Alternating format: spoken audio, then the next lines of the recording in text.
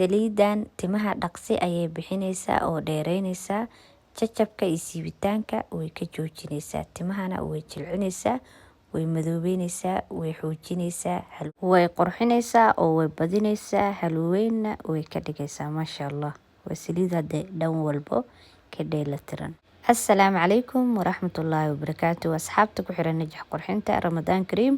walaalahayga meel walba aad joogtiin dhammaantiin waa walaashiin oo deeniisida cashar kale cusub ayaa walaalahayga maanta inoo wada sida title video ku soo aragteen qaybta ugu horeysa video ku soo daawateen wixii hadala hadda qaybta ugu horeysa muuqaalka ayaan kusoo koobay walaalahayga marka hadalka iyo warka inuu kugu badinaaye saliidan aad iyo aad u fudud oo dhaqsina hadda timaha bixinayso ayaan hadda maanta in la share gareynaya insha Allah marka igala bogta video soo socdo waxyaabaynu kaaga jisinayno iyo sidaan sameeysanayno waana ku mahadsantiin hadda mar walba sida quruxda badan ay ila socotiin walaalahayga.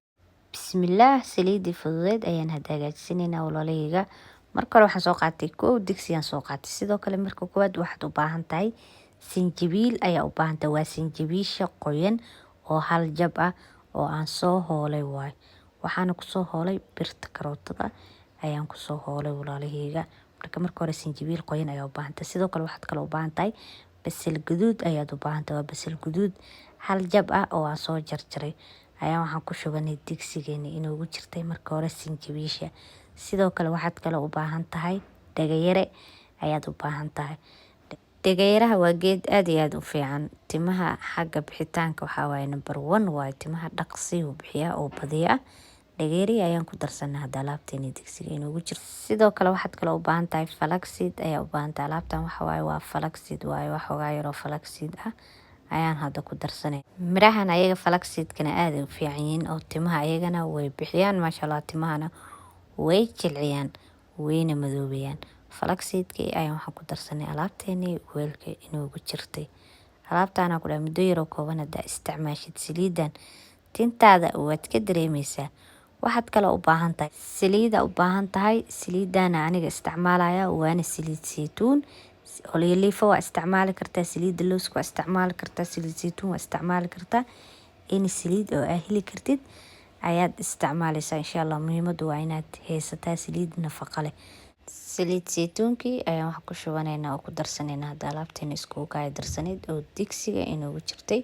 saliida caaga dhan waa wada isticmaali kartaa. ani marka haatan haafan ka isticmaalaya insha Allah. qiyaasta intaasna waa ka badsan kartaa waana ka yareysan kartaa. hadda alaabta ayaan isku qasaya markaan isku soo dardarsanay insha Allah. haatanna waxaan aadaynaa xagga iyo kuukarka xagga iyo dabka. digsi dabkan soo saaray saliidiina dabka waa ku daaray. marka hata alaabta intaan ayaan isku karinaya muddo 7 daqiiqo. hadda waa 7 daqiiqo kaliya. alaabtaana lama rabo inaad dabka waaw uga dhigtid. waa inaad dab yar oo dhexdhexaad ah ku karisid. waa inaad walaaqa sidoo kale aad ka deynin. waa inaad dabka aad ka kortagin. 7 daqiiqo wax weyn ma ahan insha Allah. hadda ka tagto waxa laga yaabaa inaad ilowdid ee saliidiina alaabtiina ka gubato. marka waxa waa isha inaad ku haysid si hadda isku daba marayso oo u jeedin. marka wax yar ayaa u dhiman. wax yar kadib dabka waa ka diminaynaa insha Allah. alaabta hadda si fiican isku soo bislaato maasha Allah. basashii midabkeedu waa bedelmay. dhagayarihii sidoo kale isagana waxa waa midabkiisa waa bedelmay qallayl uu noqday. marka haatan dabka waan ka diminayaa 7 daqiiqo kaliya ayaan ku kariyay. dabka waan ka soo dimiyay alaabta way noo soo qabowday maasha Allah. saliidii sidaas ay inoogu soo baxday. waa soo miiraya markii aan soo miiro ayaan hadda isku soo noqonaynaa insha Allah. 7 daqiiqo kaliya aan ku kariyay dabkiina waa ka soo dimiyay. intaas ina ila fahanteen rajeynaya. saliidii markii aan soo miiro oo soo shaandhiyay saliidaas nadiifka ay inoogu soo baxday maasha Allah. wixii oo dhan qashin isku bedeleen aan saliida aan ka sameysanaynay. nafaqada hadda markii alaabta aan kala baxnay waa iska daadinay. saliidaas nadiifka ayaa inoogu soo baxday.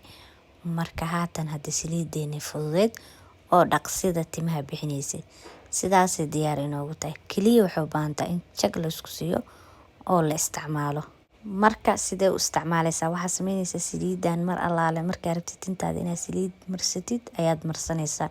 waliba waxay si fiican tahay habeenkii markaa seexanaysid inaad intaad timaha saliida ku shubtid si fiican ugu shubtid timaha shanleysid duubtid ku seexatid. subaxii markaa soo kacdina timahaaga shanlada dhex gelisid oo shanleysid kadibna isku xiratid.